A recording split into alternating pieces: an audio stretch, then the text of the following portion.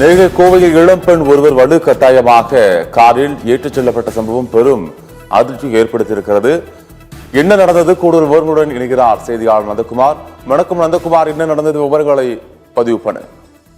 வணக்கம் அவர்தான். நிச்சயமாக கோவையில் கல்லூரி மாணவி கூட்டு பாலியல் வன்கொடுமை செய்யப்பட்ட சம்பவம் நடைபெற்று 5 நாட்களே ஆகியுள்ள நிலையில் கோவை இருகூர் பகுதியில் கார் ஒன்றில் இளம்பெண் அடித்து கடத்தி செல்லும் சிசிடிவி காட்சி வெளியாகி பேரதிர்ச்சியை ஏற்படுத்தியுள்ளது.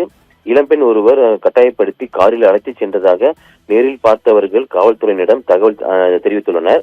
தகவல் அடிப்படையில் இருகூர் அடுத்த தீபம் நகர் பகுதியில் கார் ஒரு சில நிமிடங்கள் நின்றதாகவும் அப்பகுதியில் காருக்குள் இருந்த பெண் அலறிய நிலையில் அப்பகுதியை சேர்ந்த ஒரு பெண் மற்றும் சிலர் பார்த்துள்ளனர்.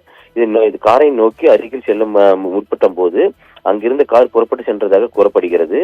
காரில் இருந்த 3 பேர் அந்த பெண்ணை தாக்கியதாகவும் இளம்பெண் கடத்தி சென்ற கார் ஹுண்டாய் i20 கார் ரக என்பதும் ஐஜி பகுதியில் இருந்து இருகூர் நோக்கி அந்த கார் சென்றதாகவும் முதல்கட்ட காவல்துறை விசாரணையில் தெரிய வந்துள்ளது.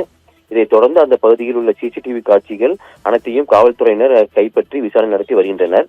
இதனிடையே உண்மையிலேயே இளம்பெண் கடத்தப்பட்டாரா அல்லது குடும்ப பிரச்சனை காரணமாக வலுக்கட்டாயமாக உறவினர்களால் அழைத்துச் செல்லப்பட்டாரா என்பது தொடர்பாகவும் சூலூர் காவல்துறையினர் இது தொடர்பாக வழக்கு பதிவு செய்து பல்வேறு கோணங்களில் தீவிரமாக விசாரணை நடத்தி வருகின்றனர். கோவையில் இளம்பெண் கூட்டு பாலியல் வன்கொடுமை செய்யப்பட்ட சம்பவத்தின் பரபரப்பு அடங்கும் முன்பே தற்போது இளம்பெண் காரில் கடத்தி செல்லும் சிசிடிவி காட்சி வெளியாகி உள்ள சம்பவம் மிகவும் பெருபரப்பை ஏற்படுத்தியுள்ளது. அவர்கம்